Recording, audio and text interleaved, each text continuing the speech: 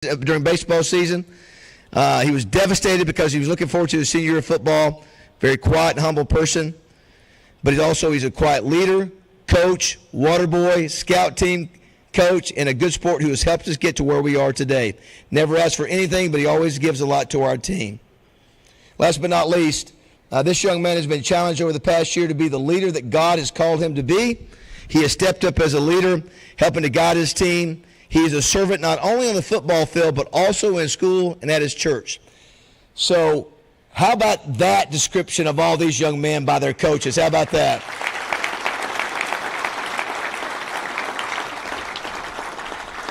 So, young men, I just want to tell you, football ends for all of us. And so you're just getting ready to get to the next level. At some point, football ends. It's the kind of person you are that will carry you. And so we're honored to have you here today. I don't know if you've negotiated with your parents or family that you get to keep all the $200 or not, but I would angle for that right now. And they have some nice plaques, but great to have you all. Congratulations. And let's give another round of applause to our parents and coaches. Appreciate you guys always being here. I know these coaches are super busy. Some are in playoffs here, and the fact that they take the time to be here means a lot. And to me, let me tell you,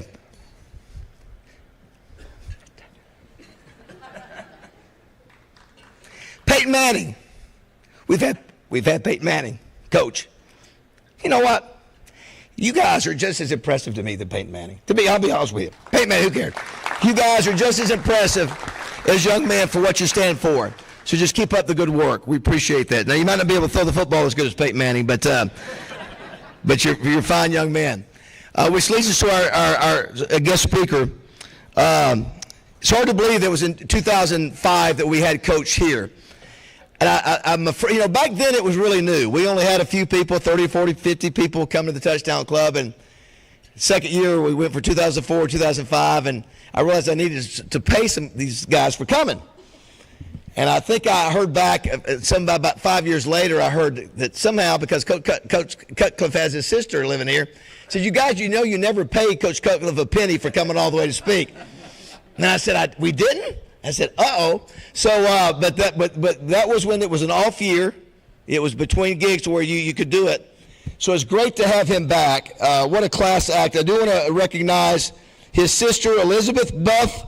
That's Buff, B-U-F-F. Cutcliffe Easterly. She's a teacher at Mount St. Mary's, and her husband, Jay, for being here today. Let's give them a round of applause. I know there's other family members that I'll give Coach.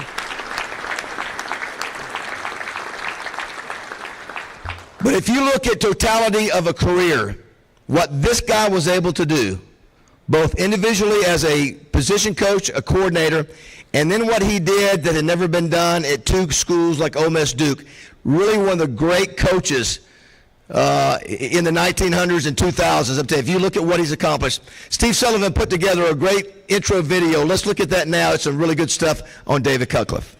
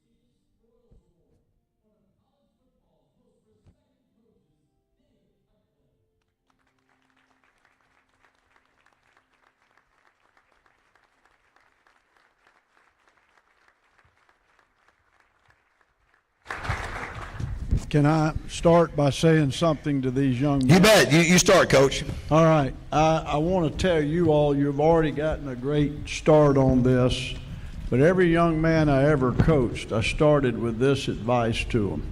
And this is an absolute truth. The best thing that can ever be said to any former athlete, but I'm going to use football, any former football player, is when years later someone comes up to you and says, hey man, you were the best teammate I ever had. Be proud of what you've accomplished. And, you know, you had a picture of Peyton and Eli. They heard it as well. And we just had a reunion back at Ole Miss, and I overheard a player come up to Eli and say, man, you were the best teammate I ever had. And tears came into his eyes. So that's real. That's what sports is intended to be.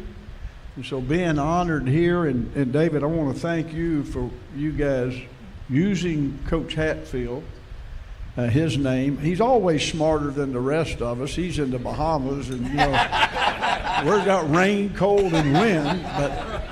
But yeah, thank you for honoring these young men. And I want to say this about high school coaches. Where are you guys? Where I could be looking at you. The origin of the word coach honestly comes out of Hungary. It was a town in Hungary, Koski, and as it got Englished and it went to Great Britain, it became coach. And what it was originally was something where people were waiting where they were that they wanted to get into to go to a desired destination. Wow, what a great title coach is. And I appreciate you doing it at your level, where you've taken all of these young people to their desired destination, and you guys' job is to take advantage of it. So thank you, coaches, for what you've done. Appreciate it. Agree. Well said. So Coach, we brought you here in 2005. Do you have any memory of coming here other than me not paying you for coming? Anything besides that? I mean, the buzz is appropriate in more ways than one. We got radio, the buzz. Right. But we got the buzz going on here. I mean, everything's happening. Yes. It's the same way. And I do think you told me you were, wait a minute, what you told me your age is now, you must have been 15 then, right? Yes, time has passed. Of course, you also walked away with a Bulls War trophy. I'll never forget. So for those that you don't remember, it was, matter of fact, Hannah, if you'll show number 5, picture number 5 here. This is a picture of you in the Bulls War when you were actually here. How about that? Look at that young guy right there. He was handsome, man. What happened to So that was you were a finalist in the second year in 1997, and then you won it in 1998. That was a year that obviously we'll get to it in a second, where Arkansas beat Tennessee. I'm sorry, Tennessee beat Arkansas. I was dreaming that. Yes, that's what I wish you. So it should have happened. I'm kidding. Thinking. Yeah, wishful thinking. But you became the head coach at Ole Miss. So this is a true story. So he becomes head coach at Ole Miss in between when we announced him the winner of the Bulls Award. So who's your longtime SID? It was there forever. At Tennessee? At Ole Miss. Oh, Ole Miss was Langston Rogers. So they just hired him at Ole Miss. So we said, well, you've got to come in. Now, we had not announced him as a winner. I'm sorry. He'd been a finalist. So I called Langston. I said, Langston, I know that David has been hired as a new head coach. He's leaving Tennessee, head coach at Ole Miss, but we need to have him come in. He said, David, this is too busy a time for David. Too busy a time. He's got recruits. This is a new job. He said, if he's not going to win, he doesn't need to come. So this was the third year of the award, so I had to say, what is the correct answer? So I said, Langston, let me put it this way. To keep the integrity of the award where it needs to be, it would well be worth his time to be here in Little Rock on December whatever. And you came in and you won the award, and that was a cool deal. And what do you recall? Of course, you've talked about the Johnny Majors connection with Coach Broyles and Coach. Yeah, it was significant. At that point in my career, that was the greatest award, the greatest thing that had happened to me individually. Obviously, there's so many great things as team, what I said, but Coach Broyles influenced coaching so much more than people realize, and Johnny Majors was an assistant for him here in Arkansas, and that was our standard. No offense, but I got tired of hearing about Kenny Hatfield as a punt returner, okay?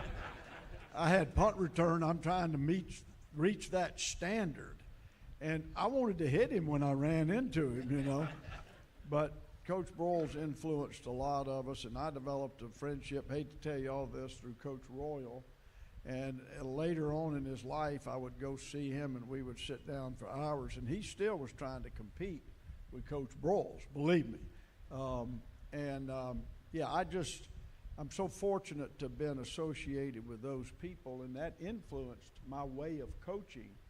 So I couldn't have been prouder of winning that award. Of course, you grew up, for those who don't know, you grew up in Birmingham, Alabama. You're the heart of Tide country and went to school in Alabama. What about the influence of Bear Bryant when you were going to school there? Well, it was huge, and Coach Bryant helped me make a decision to move into college coaching. I never had an intention. I was a head high school coach at too young of an age. And Coach Bryant said so many things through the years, and I've got incredible notes. I'm a good note taker. Mal Moore, who sadly has passed away, I went down to Alabama recently, and one of the old heads said, "You know what Coach Moore used to call you?" And I said, "What? A pest."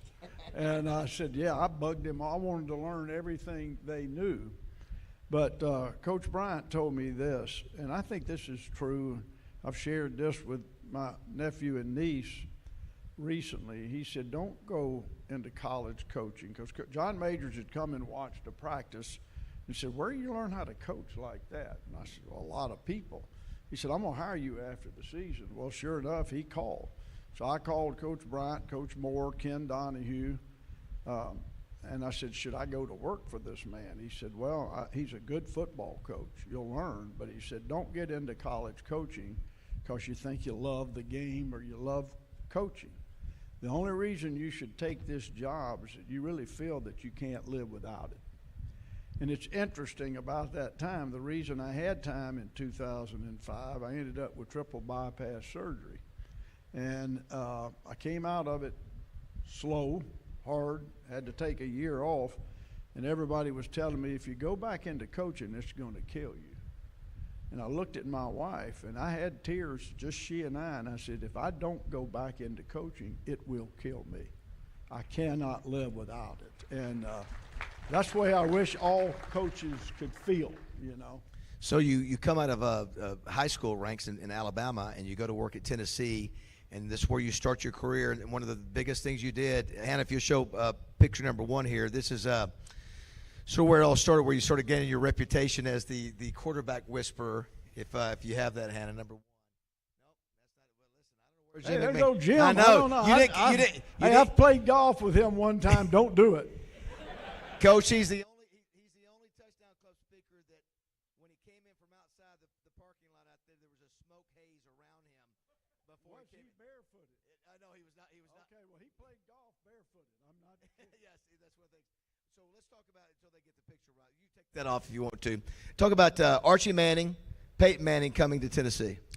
Well, that was an interesting time in recruiting. I think, you know, by this time, Philip's the head coach, and he thinks I'm crazy. But Peyton and I hit it off from day one.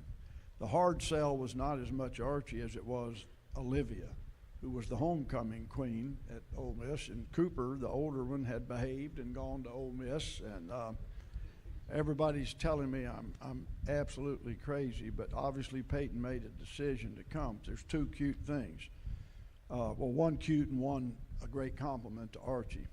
So when finally Olivia realized, okay, David and Peyton are soulmates, okay, she said, "David, do me one favor." And I said, "Yes, ma'am." "Keep Peyton's uniform clean." Archie was in the dirt all the time.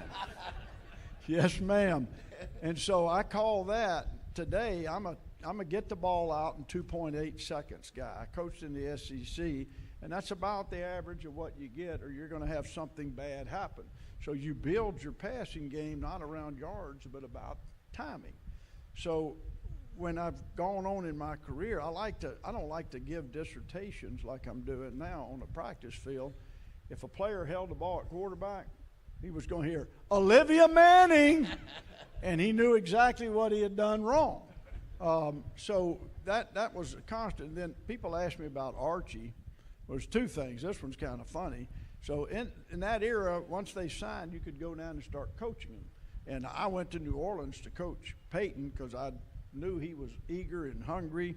And Archie said, "Can I sit in?" I said, "Sure." I am the only coach that has ever put Archie Manning soundly to sleep on the couch. I'm coaching Peyton, and he literally starts snoring. What a great coach I am, you know. So, but I will say this about Archie Manning. He was the best, and I don't mean this ugly toward anybody, but he was the best quarterback dad that I had ever been involved with or ever will be, because he respected the fact that they were being coached by me, and he didn't need to interfere with that relationship. And he knew that I had their trust. And actually, the thing in coaching I may be most proud of is that he trusted Peyton with me. And after that test run, he trusted the next one with me. Right, Eli. So you can't get a better compliment. Did you know, Coach, when you were around Peyton immediately, 6'5", obviously there's one of the pictures. That's a young Peyton right there. Young Archie. It's a young, I was about to say that's a young Archie too.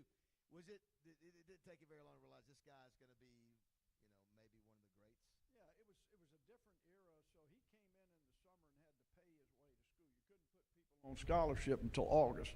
So he comes in, and I couldn't meet with him. And I'm not patting myself on the back, but I'm not a rule breaker. I don't want to teach young people that it's okay to rules are for somebody else. But I told him to fill a notebook up with questions, and then get me the notebook, and I could write down, and then he could glance through it. And he's watching videotape in that era, VHS tape, and he brings me 3 notebooks. And I'm like, okay. And I spent hours trying to answer those questions, and they were all spot on amazing. So I knew then this is a different guy. He also did something that I've never had another quarterback. I had to change his grip. I didn't like his grip.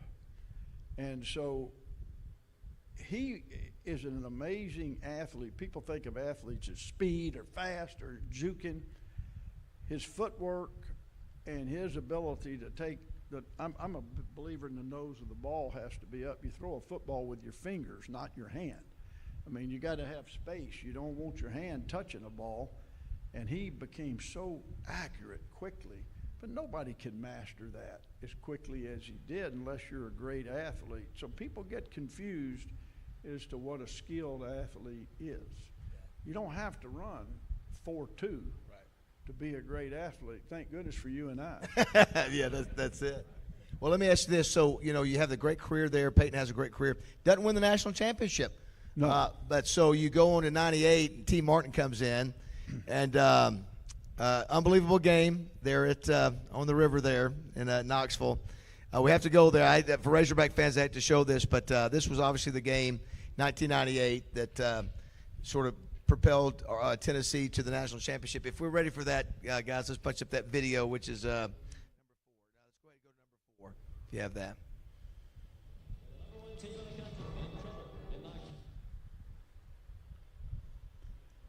Okay. If not, you'll have to describe it. Well, we're going to have a center. You're Clint Sterner, and I'm going to be Billy, and I'll hit the center and knock him into you. We can replay it. So, Coach, that'd be fun for me. What do y'all think? Can I hit him? So, Coach, sounds like we're having a problem back there. So it looked like Arkansas had this game won, and you had a situation where Clint Sterner drops back with a minute to go, steps. I think Brandon Burlsworth steps on his foot. Arkansas had a chance to close that out there. What do you remember about that game? Well, first of all, we had played really poorly offensively, and Houston had done a great job in the defensive staff, and they were a great team. Obviously, you could tell by the record. But it shows you what an individual can do. Billy Ratliff was from Magnolia. We had recruited him from down there, and a no name. There was no stars associated. But on that play, he's the one that was the nose guard that hit the lineman hard enough. Hit Brandon. Stepped back, knocked him back, stepped on Sterner's foot, if you've ever had a ball in your hand trying to regain your balance and there's a lot of weight and momentum, that ball comes loose, and Billy Ratliff recovered the fumble. And then that's just part of the story. Philip knew we hadn't played well, and he gets on the headset, we got to throw it every down. We're not really running the ball. I said, no, we're not throwing the ball a single down. I got those offensive players over there, and I said, there'll be no throws.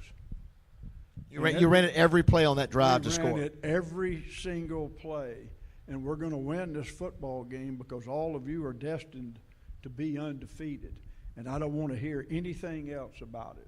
So we handed the ball off and went down the field and scored. So as bad as that was for all the Razorback fans and those players, and I feel for them, and for Houston as well, that was earned. That was not just a gift. And people don't see that sometimes.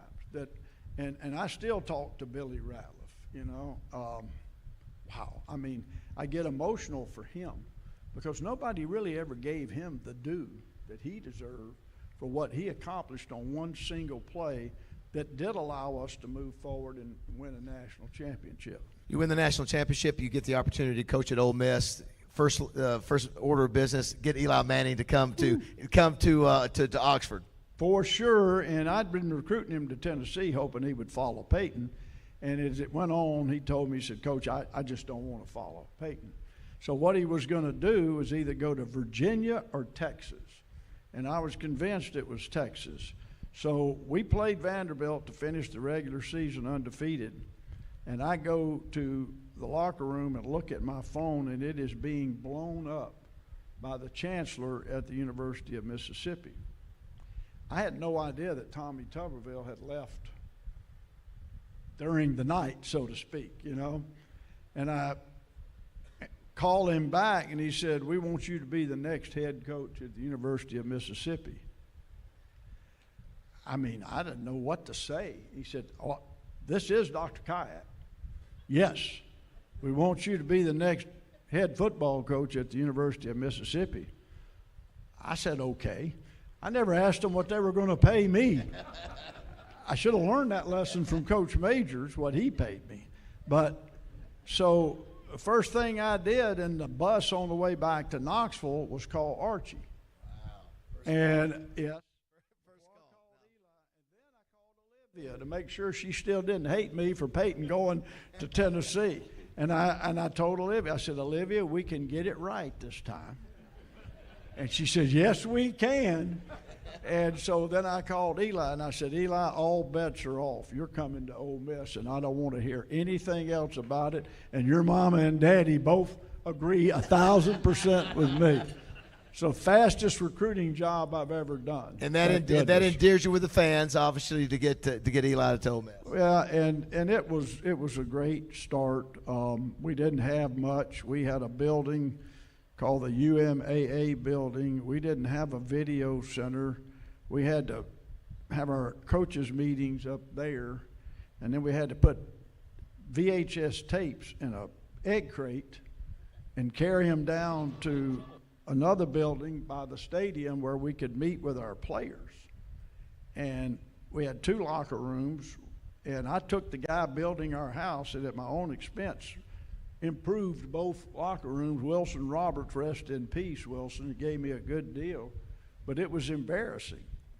And we found a way, again, collectively, with a lot of people that wanted to be great teammates, including coaches that we hired and the players that we recruited. And so that's what football can be. And that's a program. You're not trying to have a great team. You're trying to build a great program, which is more and more what we're losing in the era of everything going on in college football. Which we're going to get that in just a second. I don't know, Chris, RJ, I don't know if we have video of the 7. So here's the deal. You've got 2 connections to Arkansas as a coach. One is the fumble, that led to, obviously winning the national championship. So paybacks are hell. I know. So we had Matt Jones and Eli Manning here at the Touchdown Club a couple years ago. It was the 20th anniversary of the 7 overtime game, which you were the head coach. Let's just, if we've got that ready, let's try punching it up. This is the last player.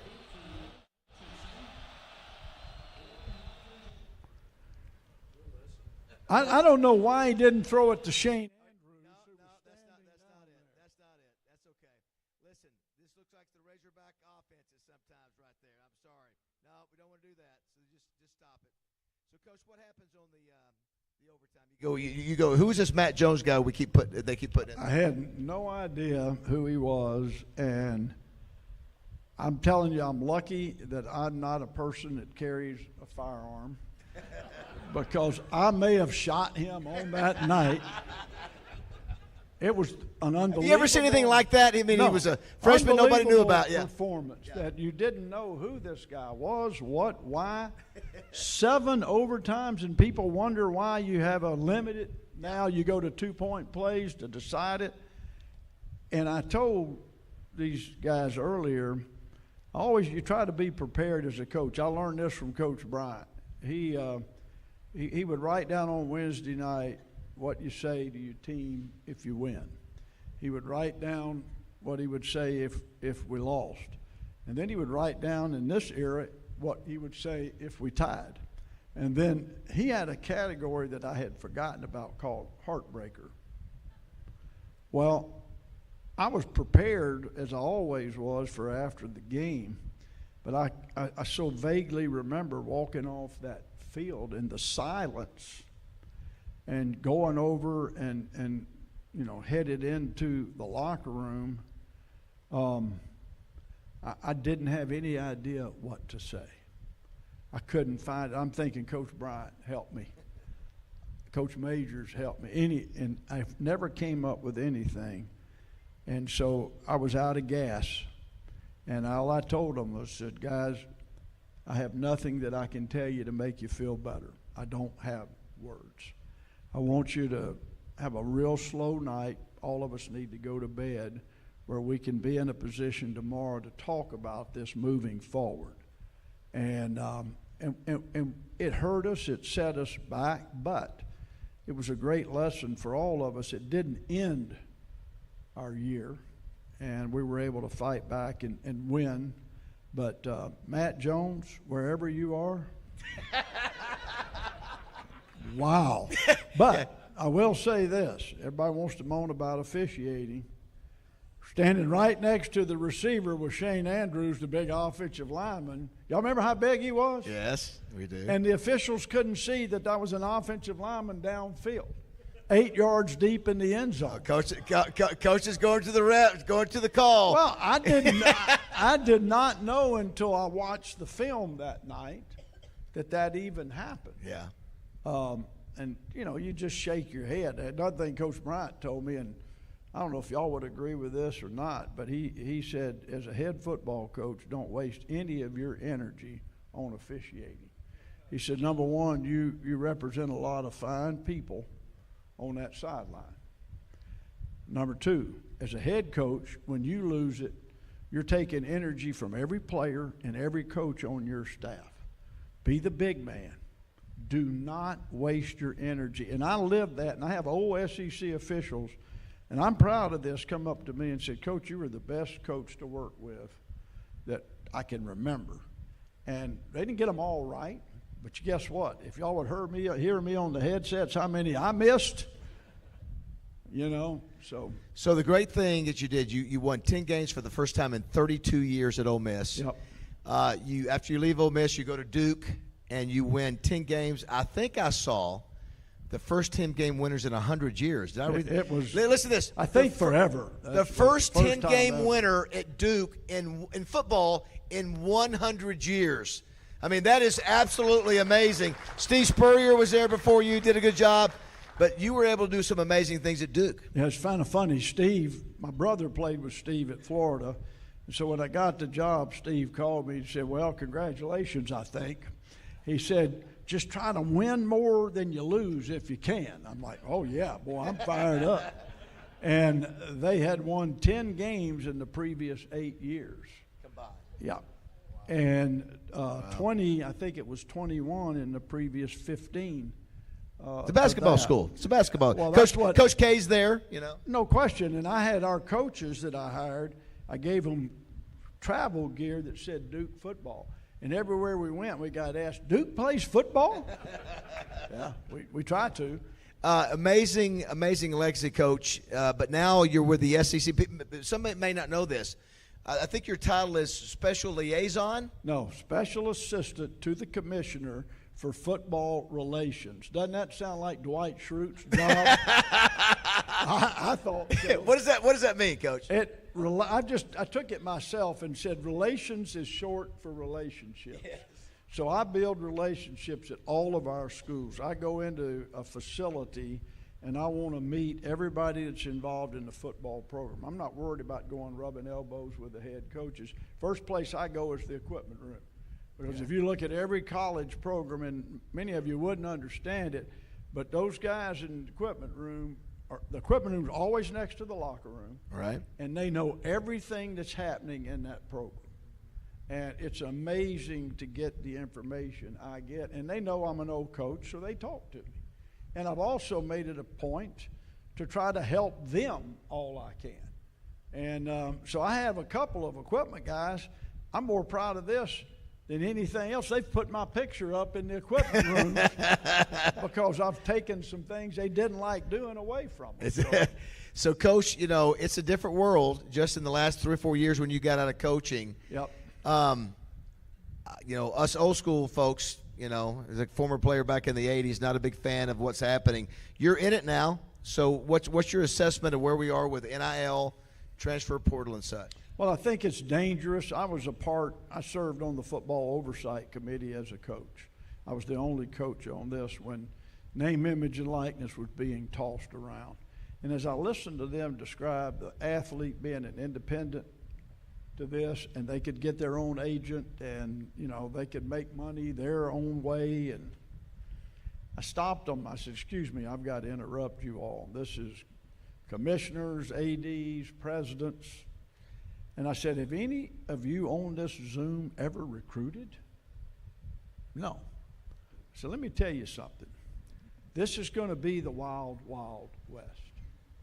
This is going to open up opportunities for players to be bought like never in the history of the game. No, it's not. That's illegal.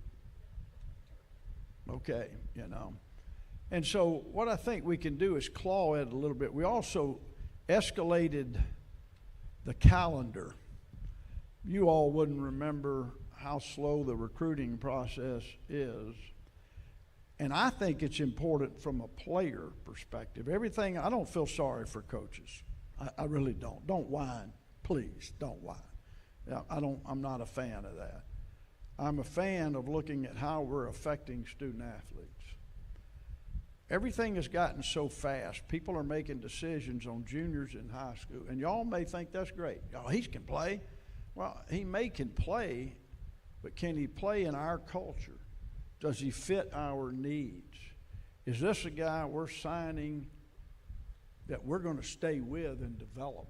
And then the player.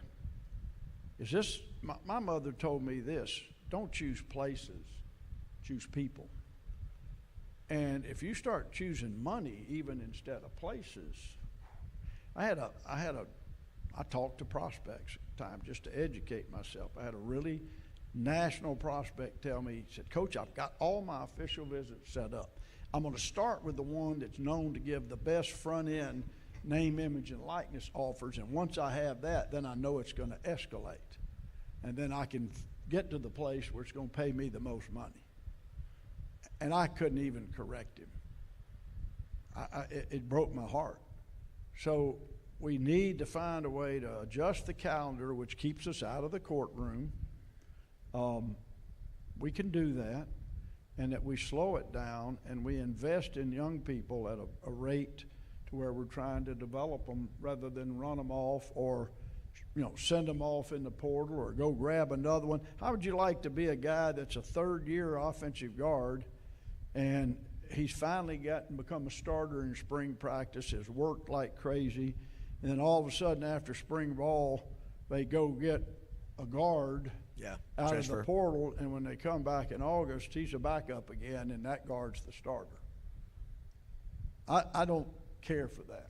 So, Coach, let me ask you this: right. Can anything change it without the NCAA? Is they've sort of checked out? Remember who the NCAA is again. It's institutions. Right. They work for us. Right. So we can do something about it. But I listen to lawyers, well, through the courts. That's why you hear rumors of going to politicians nationally. And one of the problems, and no offense to anybody, is when we start doing laws per state.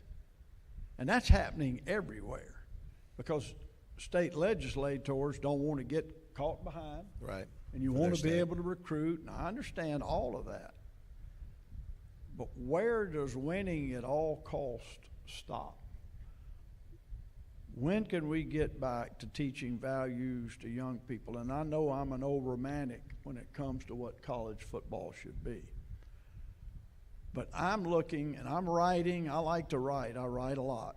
I'm looking at every avenue out of the courtroom that maybe we can slow it down.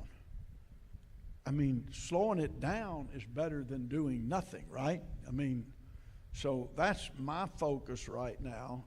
Greg Sankey's brilliant, and he realizes if this thing continues that there's not an unlimited amount of money, folks, no matter what you think about, things that you read recently. It's not. And what football and television money has allowed us to do is to have other great programs in all the Olympic sports. And young people are getting educated and getting their dreams built. If this goes on, you're going to see a reduction in money that can be spent in those areas. You'll see the United States hurt in Olympic sports, in the Olympic Games. I mean, this is real. So it's serious business for serious people. And it's the only reason I agreed to take the job. When Commissioner talked to me, I said, Commissioner, I'm not going to stay quiet. I may rub you and may rub other folks wrong, but you're hiring a football coach. Okay, I'm not an administrator, and I'm not going to become an administrator. But I'm willing to fight. If something is worth fighting for, by gosh, go fight for it. That's the bottom line. So that's where we are, and it's hard. Well, I think if this guy's out there fighting for college football, I think that's a good thing. David Cutcliffe, everybody. Coach, great job. Thank you for being here. Welcome back to Little Rock. Thank you so much. Appreciate you all. Thank you. Thanks for everybody. It's a great year. Thank you. We'll do pictures with the athletes first. We'll do pictures with all the honorees up here first, and then we'll do Coach Cutcliffe with all the pictures. Anybody wants to get a picture with Coach Cutcliffe as well.